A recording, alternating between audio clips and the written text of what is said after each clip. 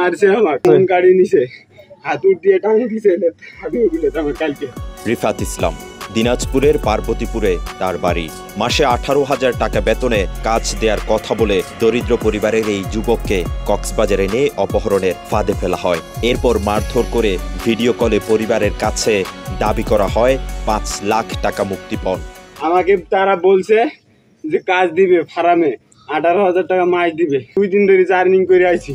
জানা গেছে 24 জুন মঙ্গলবার টেকনাফ বাজার থেকে অপহরণের শিকার হন রিফাত। এরপর টেকনাফ সদর ইউনিয়নের মাঠপাড়া পাহাড়ের একটি বন্দিশালায় তাকে আটকে মারধর করে মুক্তিপণের টাকা আদায়ের চেষ্টা করে অপহরণ চক্রটি। পরে বৃহস্পতিবার ভোরে রিফাত বন্দিশালা থেকে পালিয়ে টেকনাফ আসলে পুলিশ হেফাজতে রাখার পর স্বজনদের কাছে হস্তান্তর করা হয় তাকে। আমারে ওইদিকে 4-5টা ছেলে আনছে, আনিয়ে রাত থেকে আমারে মারছে। বাসায় কল দিয়ে করছে 5 লাখ টাকা ছাড়া ছাড়বো না। ইনকে ছোট্ট একটা বাসা, আমার বাবা মা কিভাবে 5 লাখ টাকা দিবে? রাত্রে ওই দিক দিয়ে নিয়ে এসে করছে, ওইদিকে করছে আমাদের ফার্ম, ওইদিকে নিয়ে যাওয়ার ঘর তোমাকে আটকে রাখছে ডাংমার করিয়ে। বান্দরবান জেলার থানচি উপজেলা থেকে উলাচি মারমা নামের এক যুবক কক্সবাজার ঘুরতে আসলে রহিম নামের তার এক বন্ধু ফোন করে টেকনাফ গোদাবিল নিয়ে যায় তাকে। এরপর হাবিবা এবং রুবেল নামের 2 অপহরণকারীর কাছে রেখে কথিত বন্ধু রহিম ভেগে যায়। এরপর সাথে থাকা মোবাইল ফোন এবং টাকা হাতিয়ে আটকে রাখা হয় বন্দিশালায়। পরে তাকে এবং তার সাথে থাকা আরও কয়েকজন অপহৃতকে পুলিশ একটি বিশেষ অভিযান চালিয়ে উদ্ধার করে। আমার বন্ধু হলো বন্ধু চক আমার বাসায় মা আমার জন্য রান্না করে রাখছে। গোদাবিল নেওয়ার পরে আমার গলা ছুরি দিয়ে একজন মহিলা দাদি বলছে যা আছে সব বের করে, আর পকেটে ছিল আমার নগদ 30,000 টাকা। এরা সব কিছু নেওয়ার পরে আমাকে এক রুমে নিয়ে যায়। এক রুমে নেওয়ার পরে রোহিঙ্গা ছেলে 4 জন ওখানে এক রুমে দেখা যাচ্ছে। এদিকে একটা সময় অপহরণকারীরা স্থানীয় লোকজনকে বেশি টার্গেট করলেও বর্তমানে সব ধরনের নাগরিকদের অপহরণের ফাঁদে ফেলতে নানা ছল চাতুরির আশ্রয় নিচ্ছে। কখনো যানবাহনের সাধারণ যাত্রী বেশে, কখনো সিএনজি চালিত অটোরিকশার চালক সেজে নিরীহ লোকজনকে অপহরণ করছে। আবার 3টা বাজে ছবি 4 জনে আর জামারে মারা ধরা ঘরের এন্ডিলা ছবি ফাটাই আজ জামারে আর উদ্ধার করি না ভারি। সিএনজি ড্রাইভার বলে 50,000 টাকা দিয়ে বেশি ফেলাই, এখন আর বউর ফেরক পাতি গেলে বলে 1.5 লাখ টাকা লাগিব।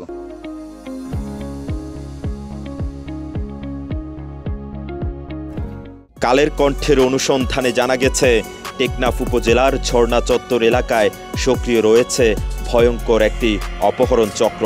চক্রটির একাধিক জিএনজি ও টমটম নিয়ে ওই এলাকায় ঘোরাফেরা করে। এসব যানবাহনে যাত্রীরা উঠলেই ফাঁদ পেতে অপহরণ করে তারা।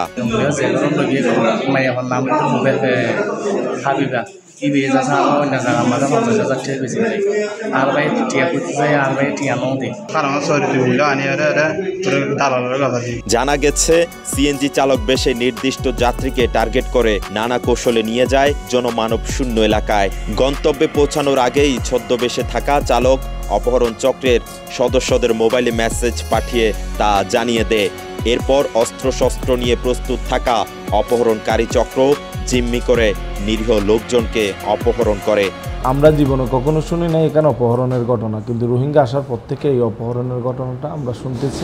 এখন রোহিঙ্গারা রোহিঙ্গাদেরকে অপহরণ করতেছে, আবার তাদের সাথে একত্রিত হতে আমাদের কিছু এলাকার খারাপ লোক প্রকৃতির কিছু লোক ছিল, ওনারা সম্পৃক্ত হচ্ছে। এখন ওনাদের সাথে আরও সম্পৃক্ত হয়েছে আপনার টমটম চালক, চিনজি চালক, ওনাদের সাথে সম্পৃক্ত হয়ে এই কাজগুলো করতেছে। এদিকে অনুসন্ধানে জানা গেছে কক্সবাজারের টেকনাফ উপজেলার পাহাড়ছড়া ইউনিয়নের মেরিন ড্রাইভ সংলগ্ন 5টি নৌঘাট মানব পাচারের জন্য ব্যবহৃত হয় নিয়মিত। এসব ঘাট দিয়ে অপহৃতদের বোটে উঠিয়ে পাচার করা হয় সমুদ্র পথে। পুলিশের দেয়া তথ্য বলছে এ পর্যন্ত পাচারকারীদের বন্দিশালা থেকে বিভিন্ন অভিযানে উদ্ধার করা হয়েছে 508 জন অপহৃত ব্যক্তিকে। আর এসব ঘটনায় মামলা দায়ের হয়েছে মোট 51টি। আর এসব মামলায় 155 জন চিহ্নিত মানব পাচারকারীকে গ্রেপ্তার করেছে পুলিশ।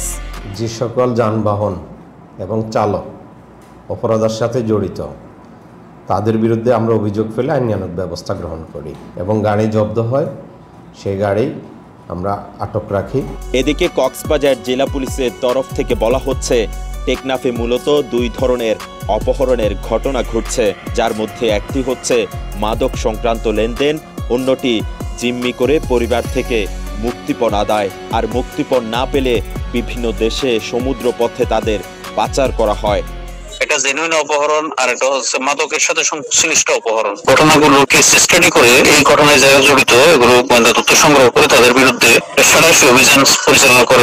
পুলিশ সেক্টরের এই বিষয়ে খুবই উদ্বিগ্ন এবং কনসার্ন আছে। প্রত্যেকটা বিষয় নিয়ে আমরা সামগ্রিক বিষয় নিয়ে কাজ করব। কক্সবাজারের টেকনাফ থেকে রহমতুল্লাহর পাঠানো তথ্য ছবিতে মেহরাজ হোসেন, কালের কণ্ঠ।